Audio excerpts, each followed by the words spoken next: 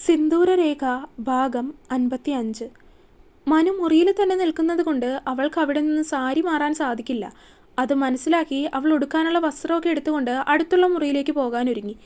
അവനോടൊരു വാക്കുപോലും മിണ്ടാതെ അവൾ മുറിയിൽ നിന്ന് പുറത്തേക്കിറങ്ങി. പക്ഷേ പുറത്തേക്കിറങ്ങി പോകുന്നതിന് മുൻപേ ആയിട്ട് അവളുടെ കയ്യിൽ അവൻ്റെ പിടി വീണിരുന്നു. വേർ ആർ യു ഗോയിങ് സംസ്കൃതി? അവൻ്റെ ചോദ്യം കേട്ടിട്ടും അവൾ അവനെ തിരിഞ്ഞു നോക്കാൻ പോയില്ല.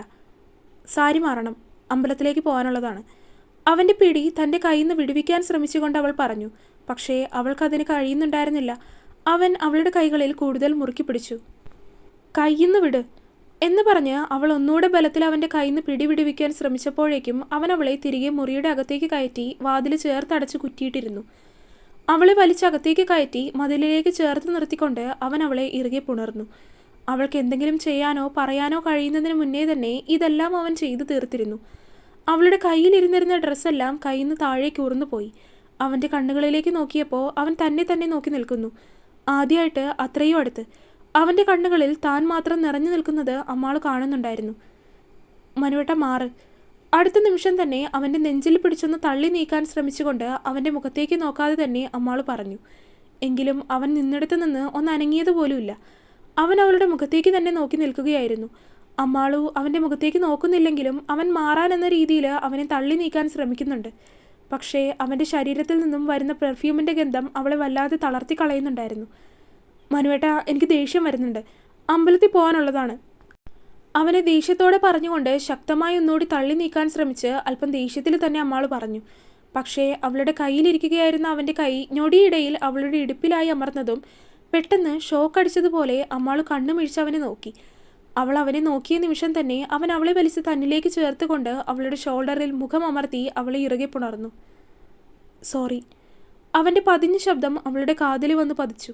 അമ്മാൾ ഒന്നും മിണ്ടിയില്ല. കണ്ണുകൾ അടച്ചു കളഞ്ഞു. കൈകൾ ചുരുട്ടിപ്പിടിച്ചു. കരയാൻ വെമ്പി വന്ന മിഴികളെ അതിനനുവദിക്കാതെ തടഞ്ഞു നിർത്തി. Samskriti, sorry for what I said. എന്നിട്ടും അവൾ അനങ്ങിയില്ല. ഉള്ളാകെ തിളച്ചു മറിയുന്നത് പോലെ തോന്നി അവൾക്ക്. എങ്കിലും ഒന്നും മിണ്ടിയില്ല. അവൻ അവളുടെ ഇടുപ്പിലിരിക്കുന്ന കൈകൾ അവളുടെ പിന്നിലേക്ക് കൊണ്ടുപോയി അവളെ രണ്ട് കൈകൾ കൊണ്ടും പുണർന്നു. എനിക്ക് നിന്നെ എന്ത് ഇഷ്ടമാണെന്നറിയോ? അവൻ്റെ ശബ്ദം ഏതോ ഗർത്തത്തിൽ എന്ന പോലെയാണ് അമ്മാൾ കേട്ടത്. താൻ കേട്ടത് വിശ്വസിക്കാനാവാത്തതുപോലെ അമ്മാൾ ഞെട്ടലോടെ കണ്ണു തുറന്നു. അവൻ അപ്പോഴും അവളെ പുണർന്നു തന്നെ നിൽക്കുകയായിരുന്നു. അവൾക്ക് അവനോടൊന്നും സംസാരിക്കാനാവുന്നുണ്ടായിരുന്നില്ല. അവൻ അവളുടെ കൈയിലൂടെ തൻ്റെ കൈ ഇഴച്ച് അവളുടെ ഷോൾഡറിൽ പിടിച്ച് അവളെ തന്നിൽ നിന്ന് നീക്കി നിർത്തി. അമ്മാളു അപ്പോഴും ഞെട്ടലോടെ തന്നെ നോക്കി നിൽക്കുകയായിരുന്നു. അവൻ തന്നിൽ നിന്ന് അകന്നതും അമ്മാളും അവനെ നോക്കി. സംസ്കൃതി. അവൻ അവളുടെ കവിളിൽ കൈവച്ചുകൊണ്ട് അവളെ വിളിച്ചപ്പോഴാണ് അമ്മാളു സ്വബോധത്തിലേക്ക് വന്നതുപോലെ അവനെ നോക്കിയത്. അവളുടെ കണ്ണുകൾ അപ്പോഴേക്കും നിറഞ്ഞൊഴുകാൻ തുടങ്ങിയിരുന്നു.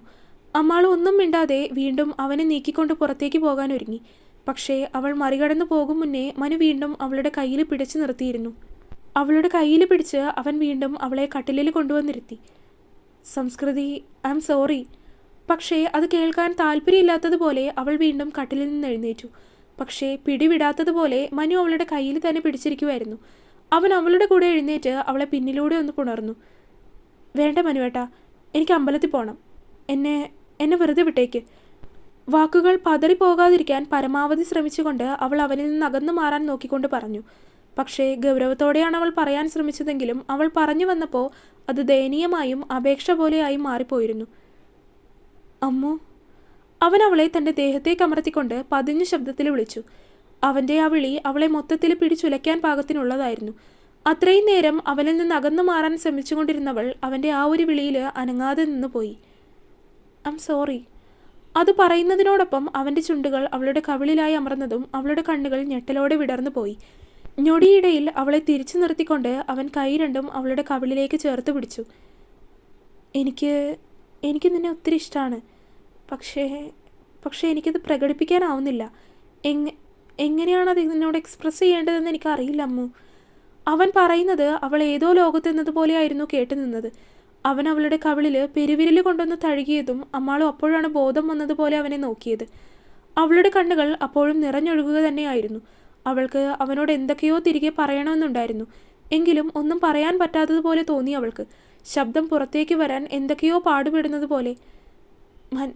മനുവേട്ടാ. പതർച്ചയോടെ അവൾ അവനെ വിളിച്ചുപോയി. എന്തോ അവനോട് ചോദിക്കേണ്ടതെന്നോ എന്താണ് അവനോട് പറയേണ്ടതെന്നോ അറിയാൻ വയ്യാത്ത അവസ്ഥ. ഏട്ടത്തി! പെട്ടെന്നാണ് വാതിലിൽ കൊട്ടി ഉണ്ണി വിളിക്കുന്നത് കേട്ടത്. അമ്മാള് ഞെട്ടലോടെ അവൻ്റെ അടുത്തുനിന്ന് നീങ്ങാൻ ശ്രമിച്ചുവെങ്കിലും അവളുടെ വയറിലൂടെ അവൻ ചുറ്റിപ്പിടിച്ച് അവളെ തന്നിലേക്ക് ചേർത്ത് നിർത്തി. ഏട്ടത്തി! അകത്തു നിന്നും മറുപടിയൊന്നും ലഭിക്കാതെ ആയതും ഉണ്ണി വീണ്ടും വാതിലിൽ തട്ടി വിളിച്ചു. ഏട്ടത്തി! അവൻ വിളിക്കുന്നത് കേട്ടതും അമ്മാൾ ഉത്തരം കൊടുക്കാൻ ഒരുങ്ങിയെങ്കിലും അതിനു മുന്നേ തന്നെ മനു അവളുടെ വാ മൂടി പിടിച്ചു. അവൾ കുളിക്കുക. ഏട്ടൻ മുറിയിലുണ്ടോ? ആ, ഞാനവിടെ ഉണ്ട്. ആ, ഞാൻ ഏട്ടൻ എങ്ങോട്ട് പോയിന്ന് ചോദിക്കാൻ വന്നതാ. അത് പറഞ്ഞുകൊണ്ട് അവൻ നടന്നു നീങ്ങുന്നത് മനു ശ്രദ്ധിച്ചു കേട്ടു. അവൻ പോയി കഴിഞ്ഞപ്പോൾ അവൻ അവളുടെ വായിന്ന് കൈയെടുത്തു. വേഗം റെഡിയാവ്, നമുക്ക് അമ്പലത്തിൽ പോകാനുള്ളതാ. അത് പറഞ്ഞ് അവൻ അവളുടെ കവിളിൽ ഒന്നുകൂടി ഒന്ന് ചുംബിച്ചു. അമ്മാളുവാണെങ്കിൽ പെട്ടെന്നേതോ മായാലോകത്തെത്തിയതുപോലെ അമ്പരപ്പോടെ അവനെ നോക്കി നിന്നു. അവളോട് പറഞ്ഞുകൊണ്ട് അവൻ പുറത്തേക്കിറങ്ങി. അമ്മാളു അവൻ ഉമ്മ വെച്ച കവിളിൽ കൈവച്ച് അപ്പോഴും ഞെട്ടലോടെ നോക്കി നിൽക്കുമായിരുന്നു. സംസ്കൃതി, വൈകല്ലേ, സമയായി. പുറത്തുനിന്ന് അവൻ വിളിച്ചു പറയുന്നത് കേട്ടതും അമ്മാൾ ഞെട്ടലോടെ കണ്ണു ചിമ്മി തുറന്നു. ഇത്ര പെട്ടെന്ന് സംസ്കൃതിയായോ? അമ്മാൾ ചിന്തിച്ചു. കൂടുതൽ സമയം ചിന്തിച്ച് കളയാനില്ലാത്തത് കൊണ്ട് വെറുതെ കളയാതെ അമ്മാൾ വേഗം ഒരുങ്ങിയിറങ്ങി. സാരി എടുക്കുമ്പോഴും അവൾ ഏതോ ലോകത്തെന്നതുപോലെ തന്നെയായിരുന്നു. എല്ലാം കഴിഞ്ഞതിന് ശേഷം പുറത്തേക്ക് വന്ന് നോക്കുമ്പോൾ മനുവും ഉടുത്തൊരുങ്ങി നിൽക്കുന്നുണ്ട്. ഇതെന്താ ഏട്ടനും ഏട്ടത്തിയും പറഞ്ഞിട്ടതാണോ ഈ ബ്ലാക്ക് കളറ്? രണ്ടുപേരെയും നോക്കിക്കൊണ്ട് ഉണ്ണി കളിയായി ചോദിച്ചു. അപ്പോഴാണ് രണ്ടുപേരും അവരെ തന്നെ നോക്കുന്നത്. അമ്മാൾ കറുത്ത നിറത്തിലുള്ള ഒരു ബ്ലൗസാണ് ഇട്ടിരിക്കുന്നത്. മനു കറുത്ത കളറിലൊരു ചൈനീസ് കോളർ ഷർട്ടും മുണ്ടുമാണ് ഉടുത്തിരിക്കുന്നത്. കോയിൻസിഡൻസ്. മനു അമ്മാളുവിനെ നോക്കിക്കൊണ്ടാണ് അത് പറഞ്ഞത്. അവളും അന്നേരം അവനെ തന്നെ നോക്കി നിൽക്കുകയായിരുന്നു. പക്ഷേ അവൻ അവളെ നോക്കിയപ്പോഴേക്കും അവൾ പിടച്ചിലോടെ നോട്ടം മാറ്റിക്കളഞ്ഞു. എന്തായാലും ഇങ്ങനെയൊക്കെ ട്രഡീഷണൽ രീതിയിൽ റെഡിയായതല്ലേ, നമുക്കൊരു സെൽഫി എടുക്കാം. അത് പറഞ്ഞ് ഉണ്ണി വേഗം തന്നെ പോക്കറ്റിൽ നിന്ന് ഫോൺ എടുത്ത് സെൽഫി എടുക്കാനായി അത് ഉയർത്തിപ്പിടിച്ചു.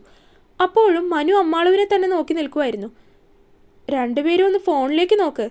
ഉണ്ണി പറഞ്ഞതും രണ്ടുപേരും പെട്ടെന്ന് പിടച്ചിലോടെ നോട്ടം മാറ്റിക്കൊണ്ട് ഫോണിലേക്ക് നോക്കി. ഉണ്ണി ഫോട്ടോ എടുക്കുന്നതിനായി ക്ലിക്ക് ചെയ്യുന്നതിന് മുന്നേ തന്നെ മനു അമ്മാളുവിൻ്റെ അടുത്തേക്ക് ചേർന്ന് നിന്ന് അവളെ ഇടുപ്പിലൂടെ ചുറ്റിപ്പിടിച്ചിരുന്നു. എല്ലാം വളരെ പെട്ടെന്നായതുകൊണ്ട് അവൾക്കൊന്നും ചെയ്യാനും പറ്റിയില്ല. ഫോട്ടോ എടുത്തു കഴിഞ്ഞ് ഉണ്ണി പിന്തിരിഞ്ഞു നോക്കിയപ്പോൾ അമ്മാളുവും മനുവും ഒരുമിച്ച് ചേർന്ന് നിൽക്കുകയാണ്. അത് കണ്ടപ്പോൾ ഒരുപക്ഷെ മനു അമ്മാളുവിനെ ചേർത്ത് പിടിച്ചപ്പോൾ അവൾക്കുണ്ടായ ഞെട്ടലിനേക്കാൾ കൂടുതൽ ഞെട്ടിയത് ഉണ്ണിയായിരിക്കും. അവൻ മനുവിനെയാണ് നോക്കിയത്. മനു പുഞ്ചിരിയോടെ നിൽക്കുന്നത് കണ്ടതും അവനെല്ലാം മനസ്സിലായെന്ന രീതിയിൽ അവനെ നോക്കി കുസൃതിയോടെ ചിരിച്ചുകൊണ്ട് തലയാട്ടി. അധികം സമയമില്ല, വാ നമുക്കിറങ്ങാം. അമ്മാൾ പറഞ്ഞതും എല്ലാവരും കാറിൽ കയറി. ദേവനിലയത്തിൽ നിന്ന് ഏകദേശം 10 മിനിറ്റ് മാത്രമാണ് അമ്പലത്തിലേക്കുള്ള ദൂരം. ഇറങ്ങിയപ്പോൾ കുറച്ച് വൈകിയത് കൊണ്ട് തന്നെ അല്പം വേഗതയിൽ കാർ ഓടിച്ച് കൃത്യസമയത്തിന് തന്നെ അമ്പലത്തിലേക്ക് എത്താനായി. ചെറിയ രീതിയിലുള്ള അമ്പലമാണെങ്കിലും അത് വളരെ മനോഹരമായ രീതിയിൽ പൂക്കളും മറ്റുമൊക്കെ വെച്ച് അലങ്കരിച്ചിരിക്കുന്നു. അമ്പലത്തിനോട് ചേർന്ന് തന്നെ അമ്പലത്തിനേക്കാൾ വലിയൊരു കുളമുണ്ട്. ആൽമരവും ചുറ്റും നിറഞ്ഞു നിൽക്കുന്ന തണൽമരങ്ങളും ഒക്കെ കൊണ്ട് അമ്പലം വളരെ മനോഹരം തന്നെയായിരുന്നു. അമ്മാളുവിന് ഈ അമ്പലത്തിനെക്കുറിച്ച് കേട്ടുകേൾവി മാത്രമായിരുന്നു ഉണ്ടായിരുന്നത്. കാറിൽ നിന്നിറങ്ങിയപ്പോൾ തന്നെ അവളുടെ നോട്ടം മുഴുവനായി അമ്പലത്തിൽ മാത്രം ചെന്ന് നിൽക്കുമായിരുന്നു. അമ്പലത്തിൻ്റെ കോമ്പൗണ്ടിൻ്റെ ഉള്ളിലേക്ക് കയറിയപ്പോൾ തന്നെ എല്ലാവരും അമ്മയെ കണ്ടു.